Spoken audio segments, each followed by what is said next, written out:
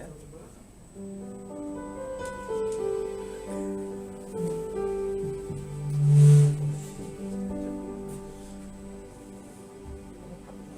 Salam Bapak Ibu Saudara, mari kita siapkan hati kita untuk kita masuk ke hadirat Tuhan. Biarlah pagi ini menjadi pagi yang diperkenan oleh Tuhan, sehingga hadirnya mengurapi kita, memberkati kita, dan seluruh isi hati Tuhan dicurahkan atas kita. Saat kita semua bangkit berdiri, mari kita akan masuk dalam ibadah ini. Pertolongan kita adalah dalam nama Tuhan yang ciptakan langit dan bumi, yang memelihara kesetiaan sampai selama-lamanya dan yang tidak pernah meninggalkan pekerjaan tangannya. Kasih karunia dan damai sejahteranya melimpah atas kita sepanjang ibadah pagi hari ini dari awal hingga akhirnya. Dan terimalah itu dalam nama Tuhan Yesus Kristus. Amin. Silakan duduk kembali.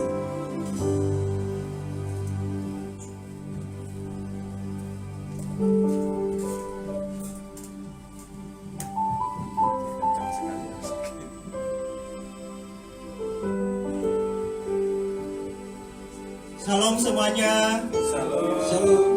Sekali lagi shalom semuanya. Shalom. Apa kabar hari ini? Luar biasa ya.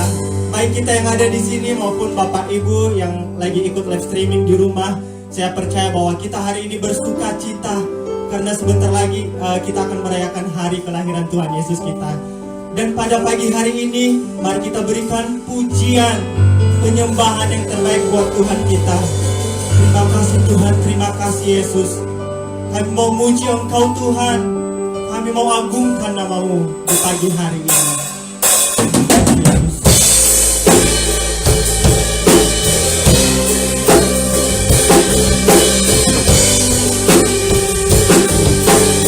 Maka harus kita memuji Engkau Tuhan.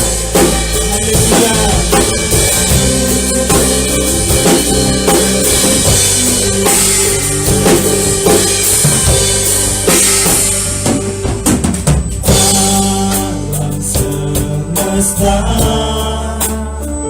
Melukiskan kebesaran Tuhan, bumi dan surga menyanyikan kemuliaan. Katakan Hosana, Hosana,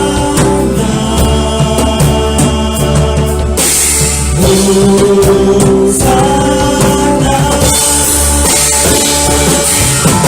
layak dipuji disembah, Kaulah yang bertata dulu sekarang dan selamanya.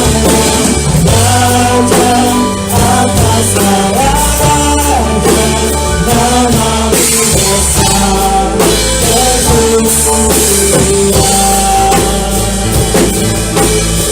Mari saya undang jemaat untuk berdiri. Kita katakan alam semesta memuji Engkau Tuhan.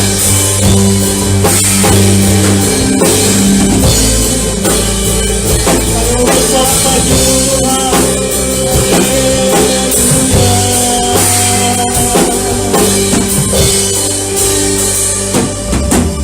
Alam semesta melukiskan kebesaran bumi dan surga, bumi dan surga menyanyikan kemuliaan nama-Mu. Hosana, Hosana, layak dipuji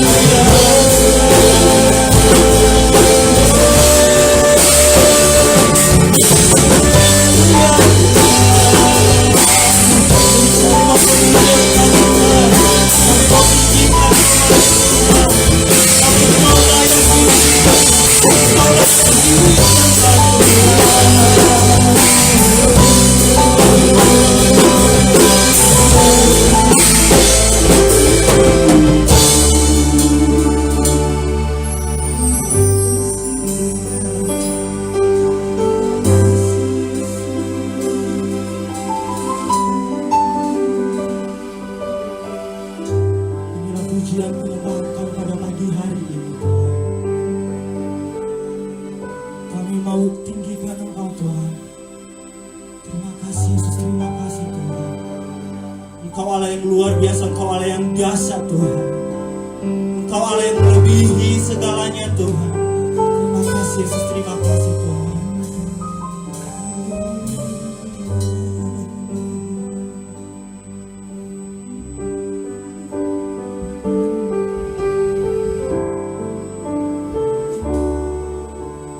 Layak dipuji, disembah, Kaulah yang bertata dulu, sekarang, dan selamanya. Raja atas segala raja, namamu besar terpuji. Layak dipuji, disembah, Kaulah yang bertata dulu, sekarang, dan selamanya. Raja atas segala raja, namamu besar terpuji.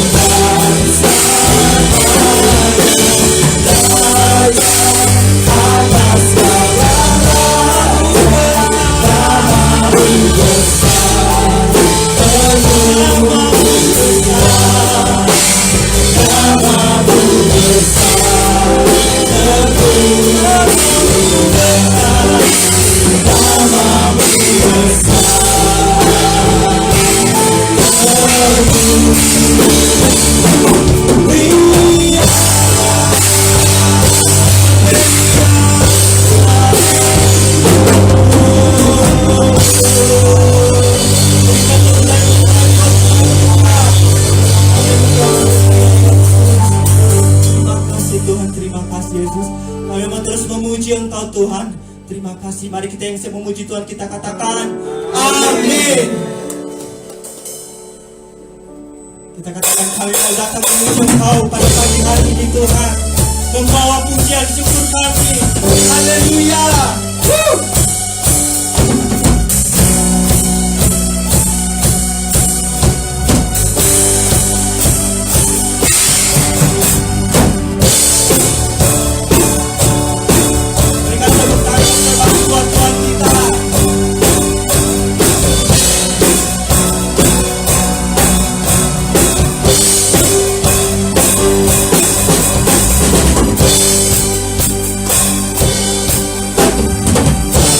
Datang bawa pujian, bersama memuji-Mu Tuhan.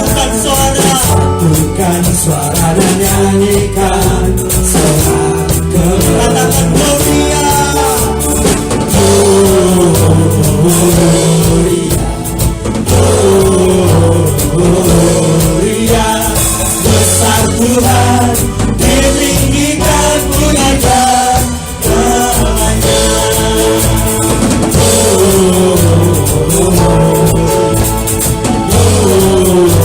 Gloria, besar Tuhan, ditinggikan pujian. Gloria.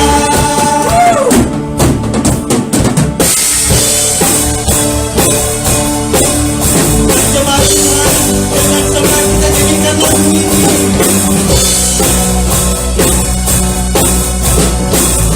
Kami datang bawa pujian Tuhan. Kami datang bawa pujian, bersama memuji-Mu Tuhan. Satukan suara dan nyanyikan sorak. Kami datang bawa pujian. Kami datang bawa pujian, bersama memuji-Mu Tuhan. Satukan suara dan nyanyikan sorak.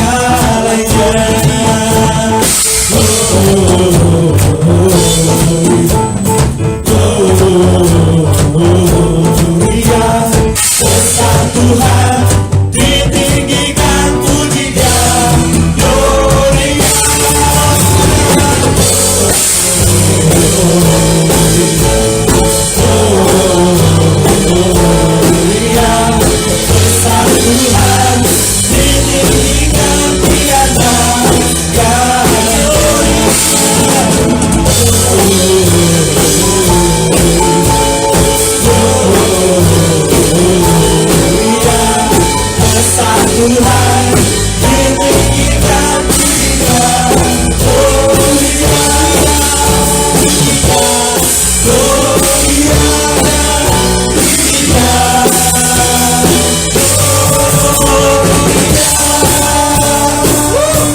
Teman yang meriah untuk Tuhan kita.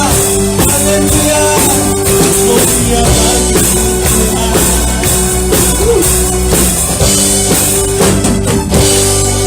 Gloria. Silakan duduk Bapak Ibu. Tiba saatnya kita akan mendengarkan firman Tuhan. Mari kita tenangkan hati kita, tenangkan pikiran kita. Terima kasih Yesus, terima kasih Tuhan. Kami mau buka hati kami Tuhan untuk mendengarkan firman-Mu Tuhan. Terima kasih Yesus, karena kami percaya firman-Mu Tuhan yang dapat menguatkan kami Tuhan. Firman-Mu Tuhan memberikan kami kekuatan yang baru Tuhan. Terima kasih Yesus, terima kasih Tuhan.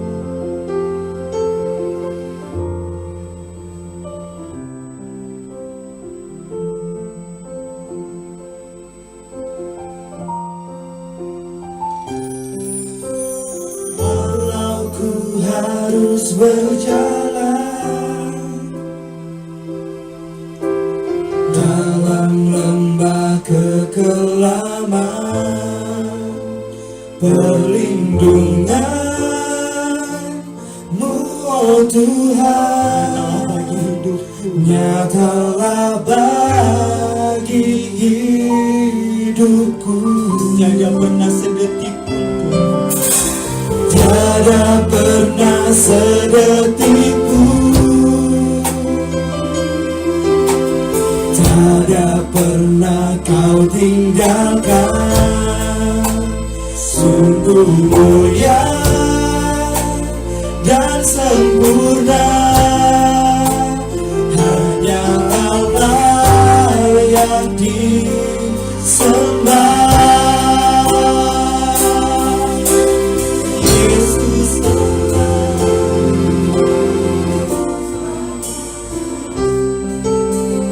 Yesus Engkau juru selamatku, dalam janji-Mu kemenanganku.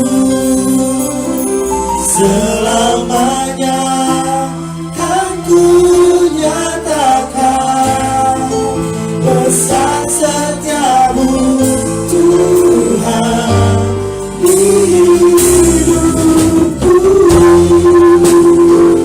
Ya Tuhan, Kau jangan keluar lagi.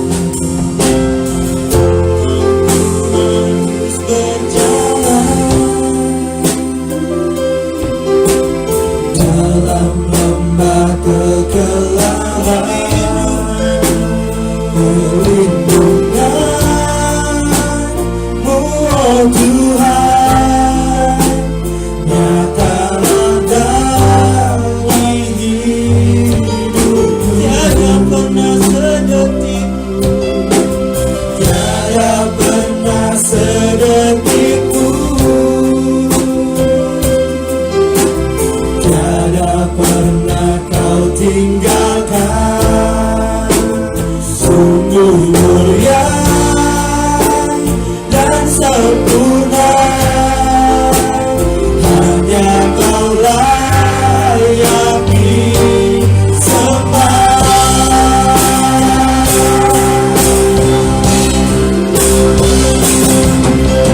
Yesus Engkau juru selamatku,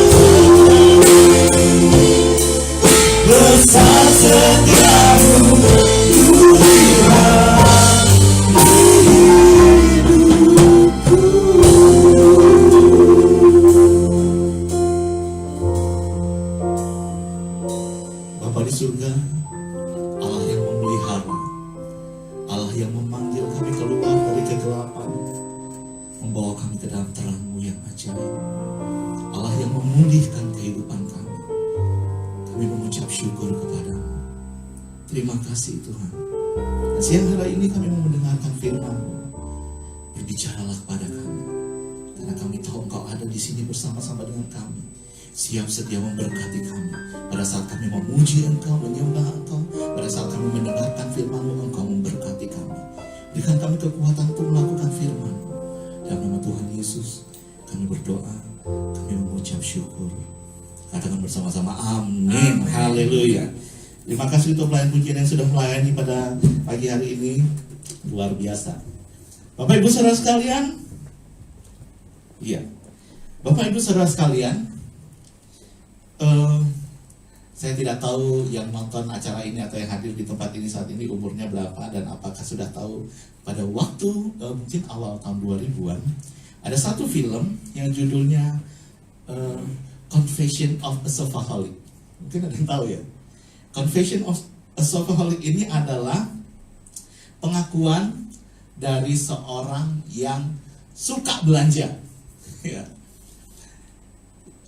Ide cerita ini diambil sebetulnya dari satu kisah nyata, yang sebenarnya sophaholic ini adalah hal yang nyata yang banyak dihinggapi oleh orang-orang, dan saking ketagihannya untuk belanja maka muncullah istilah sophaholic ini. Nah, satu saat di Amerika ada seorang ibu tua yang sangat gemar belanja. Dia tidak menyadari bahwa dia terkena sophaholic ini ya.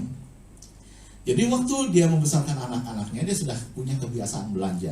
Maksudnya beli barang-barang apa yang dia rasa ini perlu dibeli, ini perlu dibeli. Nah, waktu anak-anaknya sudah dewasa dan sudah menikah dan tidak tinggal bersama-sama dengan dia, dan akhirnya dia tinggal sendiri karena suaminya sudah meninggal, kebiasaan belanjanya ini makin menjadi-jadi karena tidak ada yang menghalangi dia, dan dia punya tempat yang cukup besar untuk menaruh bahan belanjaannya. Dulu kan kamar-kamar anaknya itu dipenuhi dengan anak-anak. Sekarang kamar anak-anaknya kosong. Jadi dia belanja semua yang dia rasa perlu untuk belanja. Setiap kali dia datang ke supermarket, setiap kali dia datang ke hardware store itu penjual alat-alat kerja, entah itu alat rumah tangga atau apa itu, dia merasa harus membeli ini, harus membeli itu. Padahal yang dia beli itu sudah dia punya, tapi dia merasa harus membeli itu. Dia punya kepuasan tersendiri, ya, untuk membeli barang-barang itu. Sampai basementnya dipenuhi dengan barang-barang, ya.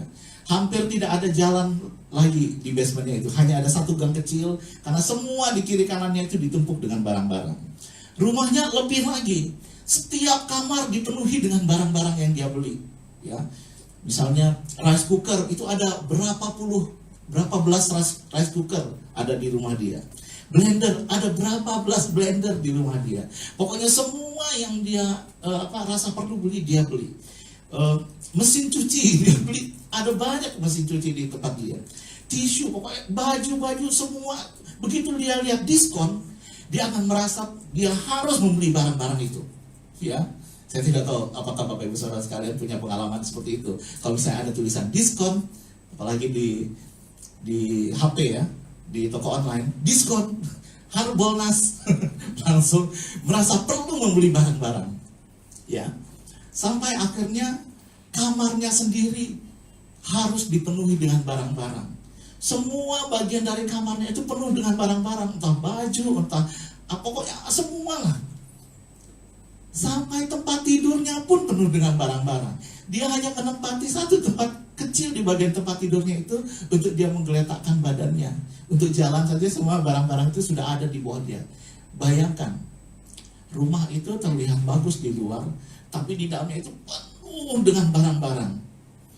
Ada snack, ya, bukan cuma barang-barang yang tidak bisa dimakan, makanan juga ada.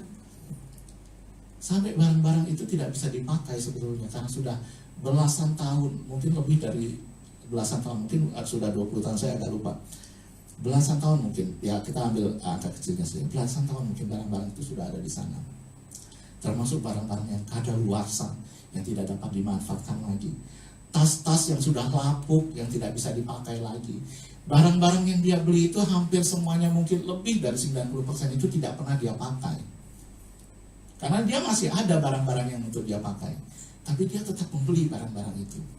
Akhirnya ada satu orang memaksa dia keluar dari rumah itu, kemudian membersihkan rumah itu. Ditemukanlah di situ banyak barang bekas yang tidak bisa dipakai lagi. Termasuk ada bangkai tikus ternyata di antara barang-barang itu, dan sebagainya. Ibu ini, seorang shopaholic, tidak menyadari bahwa selama itu dia hidup di antara sampah-sampah. Dia merasa bahwa dia hidup di antara barang-barang berharga yang dia beli. Ya. Nah, kita juga ternyata punya, walaupun tidak sampai shopaholic, punya kebiasaan yang sama.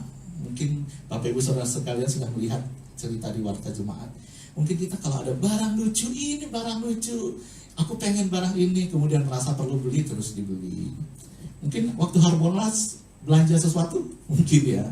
Kemudian kalau kita traveling kemana, ada apa, ini bagus, ini untuk oleh-oleh, untuk hiasan di rumah dan sebagainya. Kemudian kita beli.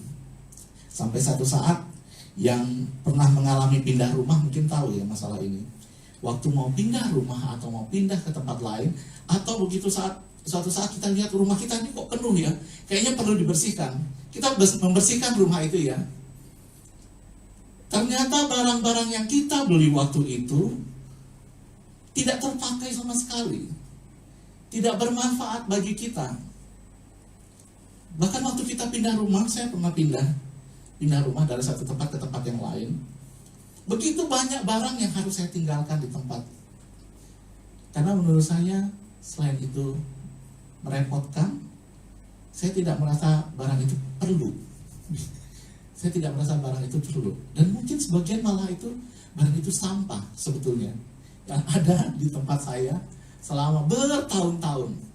Ya. Saya tidak membuangnya karena merasa sayang, saya kan dapatnya dari ini, saya kan dapatnya dari ini. Saya beli dengan harga khusus waktu itu, dan seterusnya dan seterusnya. Bapak Ibu Saudara sekalian, ini adalah gambaran dari perjalanan hidup seseorang yang akan kita pelajari pada siang hari ini. Dalam bulan ini, kita belajar dipulihkan untuk memulihkan. Dan siang ini khususnya, kita akan belajar dari satu tokoh, namanya Paulus. Paulus ini punya kebiasaan tersendiri, ya.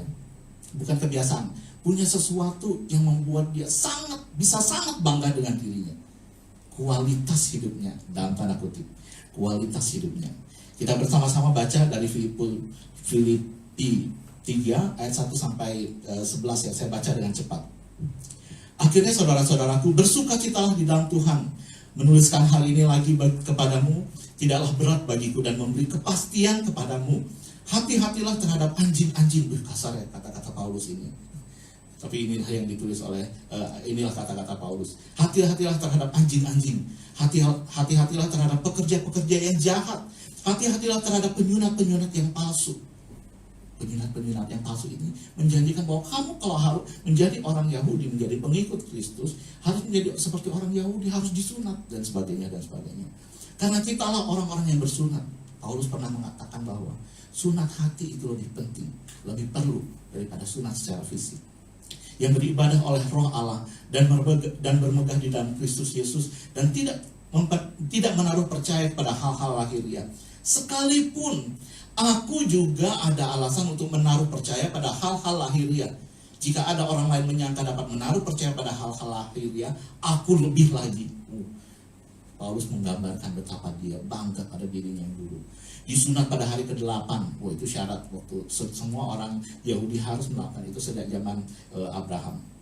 Disunat pada hari ke-8 dari bangsa Israel, dari suku Benyamin, orang Ibrani asli. Perhatikan baik-baik ya, bangsa Israel dari suku Benyamin, orang Ibrani asli. Tentang pendirian terhadap hukum Taurat, aku orang Farisi. Tentang kegiatan, aku penganiaya jemaat. Penganiaya jemaat bangga. Tentang kebenaran dalam mentaati hukum Taurat, aku tidak bercacat. Berarti semua yang diperintahkan dalam hukum Taurat dipatuhinya. Tetapi apa yang dahulu merupakan keuntungan bagiku, sekarang kuanggap rugi karena Kristus. Malahan segala sesuatu kuanggap rugi karena pengenalan akan Kristus Yesus Tuhanku lebih mulia daripada semuanya. Oleh karena dialah aku telah melepaskan semuanya itu dan menganggapnya sampah, supaya aku memperoleh Kristus. Hari ini kita sudah diberi informasi tentang sampah ya. Dari tadi saya berbicara tentang sampah. Ayat 9. Dan berada di dalam dia bukan dengan kebenaranku sendiri karena mentaati hukum Taurat, melainkan dengan kebenaran karena kepercayaan kepada Kristus, yaitu kebenaran yang Allah anugerahkan berdasarkan kepercayaan. Yang ku kehendaki ialah mengenal dia dan kuasa kebangkitannya dan persekutuan dalam penderitaannya, di mana aku menjadi serupa dengan dia dalam kematiannya, supaya aku akhirnya beroleh kebangkitan dari antara orang mati. Bapak Ibu Saudara sekalian, seperti cerita-cerita tadi yang saya gambarkan, Paulus kehidupannya ketika masih bernama Saulus menganggap hal-hal yang sedemikian itu harta yang berharga, membanggakan, ya. Apa yang dibanggakan oleh Paulus pada waktu dia masih bernama Saulus, yang menunjukkan apa yang bisa dibanggakannya sebagai orang Yahudi dan Farisi. Dia katakan dalam ayat 4 seperti ini, jika ada orang lain menyangka dapat menaruh percaya pada hal-hal lahirnya, aku lebih lagi. Ya, ia memiliki semua yang bisa dibanggakan sebagai orang Yahudi. Ya, dengan cerita bahwa orang Yahudi itu sangat bangga dengan dirinya, karena dia merasa bahwa Allah sudah memilih bangsa Yahudi. Mereka adalah orang-orang pilihan Allah. Sebagian besar dari mereka percaya bahwa mereka pasti masuk surga, apapun yang terjadi, apapun yang mereka lakukan, karena mereka orang-orang pilihan. Ya. Yang kedua, ia lahir dari suku Benyamin. Tadi saya bilang, tadi kita sempat baca ya, bahwa dia bangga, dia sebagai orang Benyamin. Kenapa begitu bangganya dia sebagai orang Benyamin? Tahukah Bapak Ibu Saudara sekalian, waktu orang Israel masuk ke tanah Kanaan, ke tanah perjanjian, mereka membagi-bagi tanahnya itu berdasarkan suku-suku mereka. Nah, Yerusalem ada di Benyamin, di area tanah Benyamin. Orang sebagai orang Yahudi aja udah bangga, apalagi di tanahku itu ya, ada Yerusalem di situ. Ya. Ia memiliki kebanggaan hubungannya dengan jemaat dan perjanjian, sebab ia disunat pada hari ke-8, berarti dia sejak kecil itu sudah hidupnya sudah benar. Dalam hal pendidikan, ia seorang Farisi yang dididik oleh guru yang namanya Gamaliel. Dia orang Farisi asli dan dia sangat bangga dengan itu. Perilakunya tidak bercela. Dia tuliskan tadi, tentang kebenaran dalam mentaati hukum Taurat, aku tidak bercacat. Kemudian ia sangat giat bagi agamanya. Tentang kegiatan, aku penganiaya jemaat. Bangga. Ingat ya cerita waktu awal-awal di Kisah Para Rasul. Masih ingat cerita Stefanus ketika dia bersaksi, memberikan kesaksian, kemudian dilempari oleh batu sampai akhirnya si Stefanus mati. Saulus ada di sana dan dia menyetujui tindakan itu. Ya, si Paulus ini menyetujui orang ini harus dihukum mati karena begitu dia giat dengan kegiatan agamanya dia, dengan kepercayaan yang dia yakini. Ia menunjukkan bahwa ia sangat sungguh-sungguh dengan agamanya, meskipun semangatnya itu tanpa pengetahuan untuk menuntun dan mengatur pelaksanaannya. Dia katakan, aku menjadi seorang yang giat bekerja bagi Allah, sama seperti kamu semua pada waktu ini, dan aku telah menganiaya pengikut-pengikut jalan Tuhan sampai mereka mati. Banyak hal yang dibanggakan Paulus pada waktu dia masih bernama Saulus. Menurutnya itu kebanggaan tersendiri. Orang Ibrani asli. Katanya, saya tidak tahu kalau ada orang Yahudi yang mendengar ini, saya mohon maaf. Katanya orang Yahudi itu sombong-sombong. Begitu bangganya dengan dirinya dia.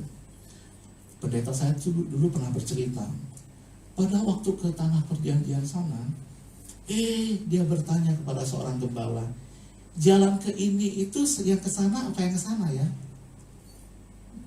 Jawabnya tuh nggak mau dengan penjelasan yang baik, cuma begini aja. Saking sombongnya. Tapi ya, syukurlah sekarang ada orang-orang Yahudi yang bertobat dan menggerakkan satu kegiatan untuk menyadarkan bangsa orang-orang Yahudi yang ada sekarang dengan kegiatan di YouTube. Bapak Ibu Saudara sekalian bisa mencarinya di sana. bahwa mereka mau menyadarkan, yang kita percaya selama ini bahwa kita pasti selamat, walaupun apa yang kita lakukan karena kita orang pilihan itu adalah salah. Selamat itu karena percaya pada Tuhan Yesus. Nah, seperti juga sampah yang kita sadari waktu kita pindah rumah, ternyata ini ternyata sampah, ternyata selama ini aku nggak memerlukannya. Itu kita tinggalkan. Begitu juga Paulus, ketika dia berubah, dipanggil oleh Tuhan Yesus dan mengganti namanya menjadi Paulus, si Saulus ini. Paulus menyadari bahwa hal-hal yang dulu dia banggakan ternyata tidak berharga. Bahkan dia menyatakan ini sebagai sampah, tidak berguna. Apakah pendidikannya sampah? Apakah pengetahuannya tentang Taurat itu sampah? Saya tidak bisa mengatakan bahwa semuanya seperti itu. Tapi keyakinannya penuh sampai dia melakukan dengan sungguh-sungguh apa yang diyakini itu. Itulah yang dianggapnya sebagai sampah. Sampah dalam ini bukan berarti sesuatu yang harus dibuang. Tidak perlu. Ya, pada saat Paulus mengatakan ini. Tetapi kira-kira seperti ini. Misalnya, Bapak Ibu pernah ketemu dengan seorang peminta-minta yang pendidikannya adalah sarjana? Sudah pernah belum ya? Mungkin jarang ya. Tetapi jika bertemu dengan seorang peminta-minta, seorang pemulung yang pendidikannya sarjana, apa yang Bapak Ibu pikirkan? Kita pasti berpikir, ternyata pendidikannya dari SD, SMP, SMA, kuliah, sampai sarjana, itu tidak berguna ya. Sebetulnya bisa berguna, tapi pada waktu dia menjadi pemulung itu, hal-hal yang sudah dia tahu, yang sudah dia lewati itu tidak berguna sama sekali. Sama seperti Paulus ketika dia bertemu dengan Kristus. Pengetahuannya tentang Taurat itu baik, membantu dia untuk menolong, menjelaskan kepada orang-orang apa yang ditulis dalam kitab Taurat tentang Tuhan Yesus. Tapi bagi dia pada saat dia mengenal Tuhan Yesus, itu tidak berguna, tidak bermanfaat bagi dia. Seperti sampah bagi dia. Paulus memandang apa yang dia banggakan dulu adalah sesuatu yang tidak dapat dibanggakan lagi. Ketika dibandingkan dengan pengenalan akan Tuhan Yesus. Bahkan dia bilang, semuanya aku anggap rugi. Bukan cuma pengetahuan yang dulu saja, tapi yang sekarang ini semua yang aku hadapi saat itu, jika dibandingkan dengan pengenalan akan Tuhan Yesus, tidak sebanding. Apa yang aku alami sekarang ini, kesulitan yang aku alami ini, dengan pengenalan akan Tuhan Yesus, tidak sebanding. Makanya Paulus adalah tipe orang yang walaupun harus mengalami masa-masa sulit, dia tetap maju, tetap melayani. Walaupun di dalam rohnya dia sudah diberitahu bahwa dia akan mati di kota ini dan ini adalah perjalanan terakhir dia tetap maju. Karena apa yang dialami dia semuanya dibandingkan dengan pengenalan akan Tuhan Yesus itu tidak berharga, yang lainnya itu lebih berharga. Pengenalan akan Tuhan Yesus. Paulus tetap maju di masa-masa yang sulit. Walaupun dia harus menghadapi kematian. Sampai akhirnya dia bilang, hidup adalah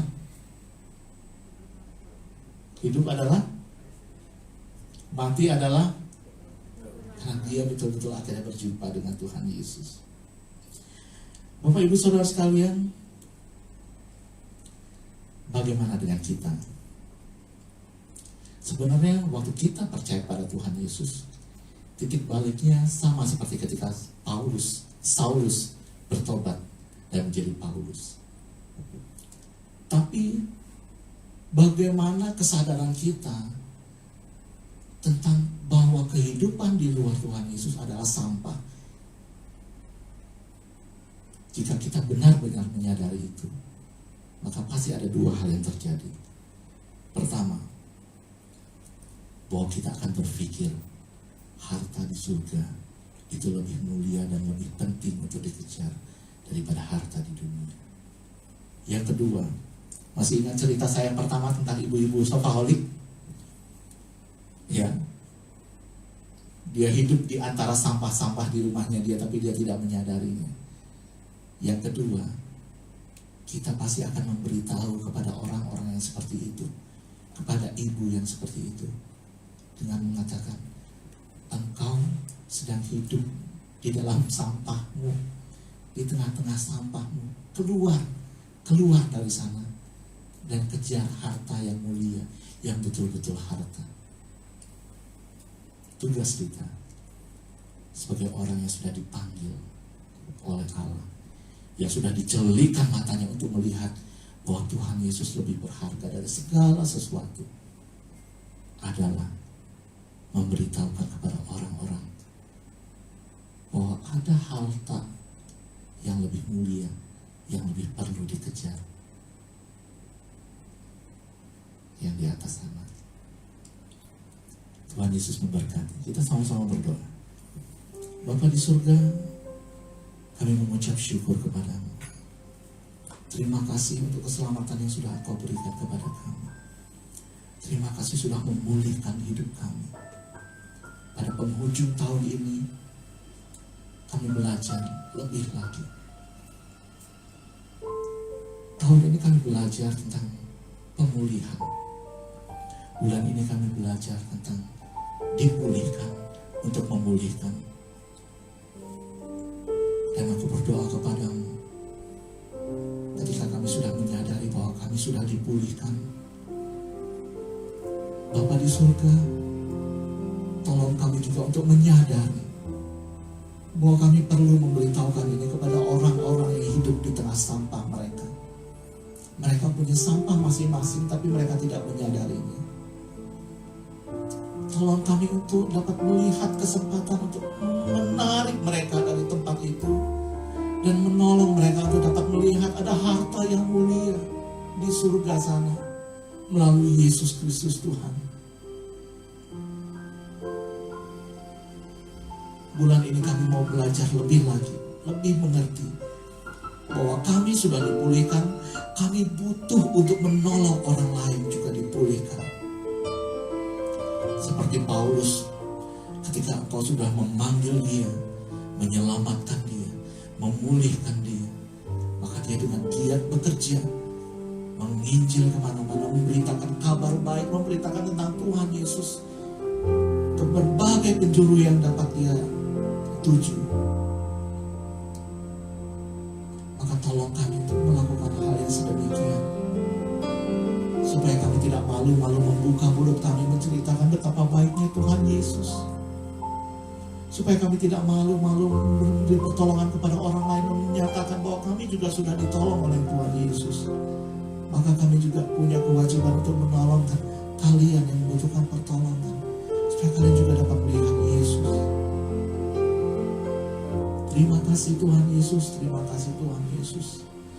Biarlah kami yang sudah mendengar firman-Mu menjadi pelaku yang setia, yang melakukan firman-Mu dengan setia setiap hari sampai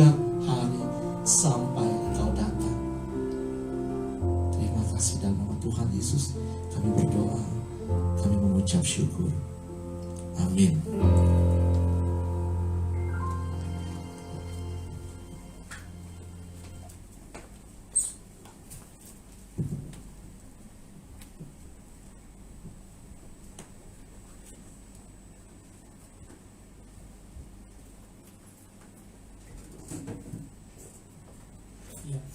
Terima kasih untuk Bapak Diakon David yang sudah menyampaikan firman Tuhan pada siang hari ini. Sungguh luar biasa. Biarlah itu menjadi berkat untuk setiap kita yang mendengarkan firman Tuhan pada siang hari ini. Dan biarlah Pak David terus lebih dahsyat lagi untuk menjadi pelayan Tuhan. Kita akan mendengarkan pengumuman. Hari ini Minggu 13 Desember 2020 pukul 2 siang, Sekolah Minggu GIA GNR dan TPI GLS akan mengadakan perayaan Natal secara live melalui Zoom. Nanti untuk ID-nya akan di-share di grup WhatsApp. Mari kita Bapak Ibu dan teman-teman kita dukung adik-adik kita, anak-anak kita sekolah minggu pada perayaan Natal hari ini.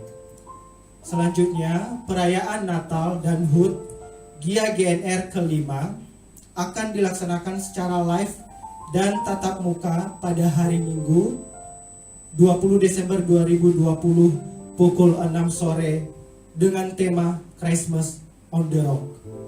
Dengan demikian, ibadah tatap muka pukul 11 siang pada tanggal 20 Desember ditiadakan atau digabung dengan perayaan Natal dan HUT. Link siaran live akan diinformasikan lebih lanjut. Dan untuk mendukung perayaan Natal dan HUT GIA GNR kelima, akan diadakan bazar online via grup WhatsApp. Informasi lebih lengkap akan disampaikan melalui grup WhatsApp GIA GNR. Dan bagi Bapak Ibu saudara-saudari yang ingin membawa persembahan persepuluhan, persembahan syukur, persembahan khusus dan lain-lain secara non tunai, dapat mengirimkan ke rekening Jemaat GIA GNR di BCA 4133 068689 atas nama GIA Kelapa Gading dan GIA TPI GLS ke BCA 4133 989989 atas nama GIA Kelapa Gading. Demikian pengumuman, kita akan mengakhiri ibadah kita. Saya mengundang Bapak Gembala untuk berdoa.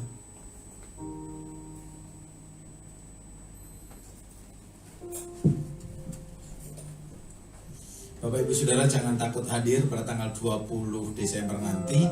Pagi tadi tempat ini, setiap tempat duduk udah disemprot dengan disinfektan khusus. Kemudian ruangan juga pakai disinfektan lain. Yang penting kita pakai masker, jaga jarak, dan terus berdoa.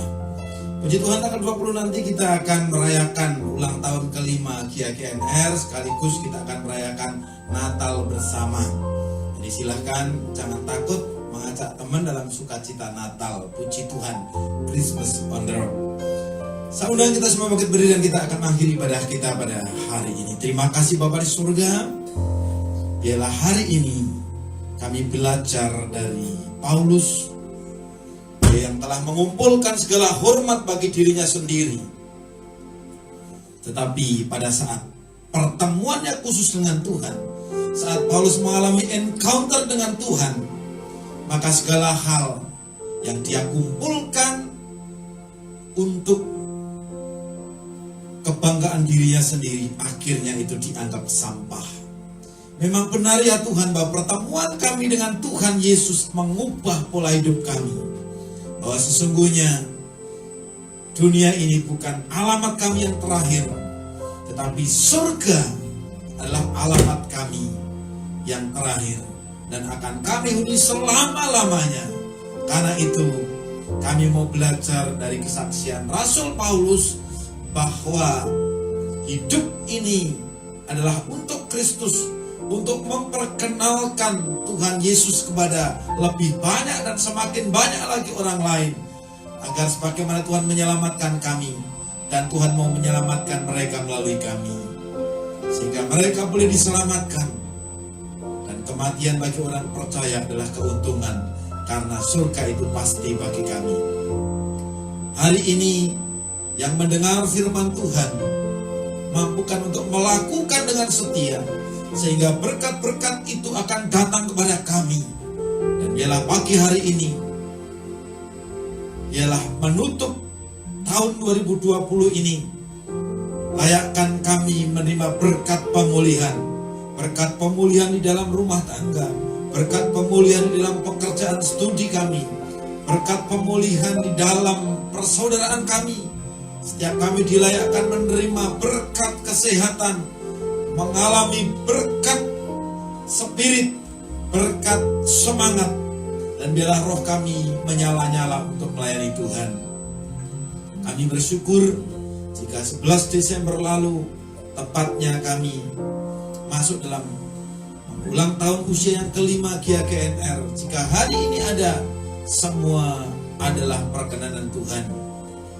Tuhan berkenan memberkati setiap jemaat Tuhan, para simpatisan, hamba-hamba Tuhan, dan kami semua yang telah terlibat dalam mengembangkan pekerjaan Tuhan di muka bumi ini, khususnya di zona Gading Nias Residence ini.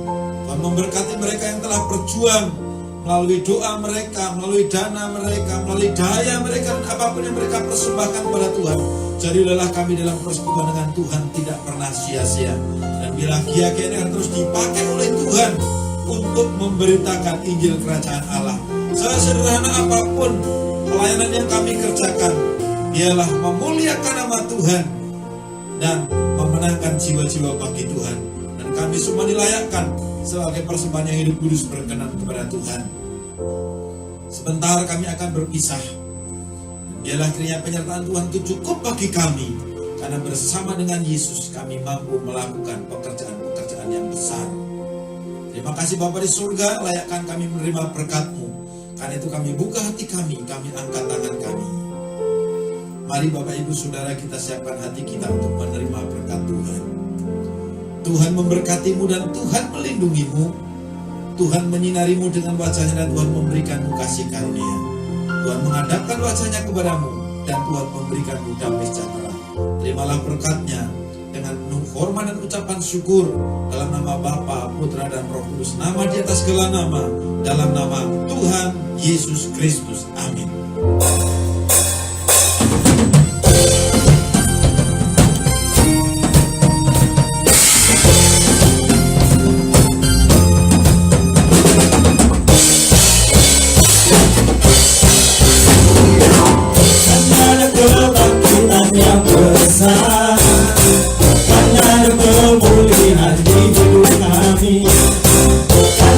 Kebangkitan yang besar yang berseru kepada Yesus, berseru kepada Yesus diturunkan.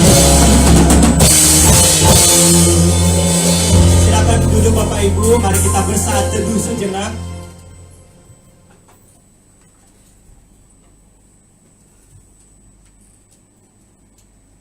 Amin. Ibadah telah selesai. Tuhan Yesus memberkati.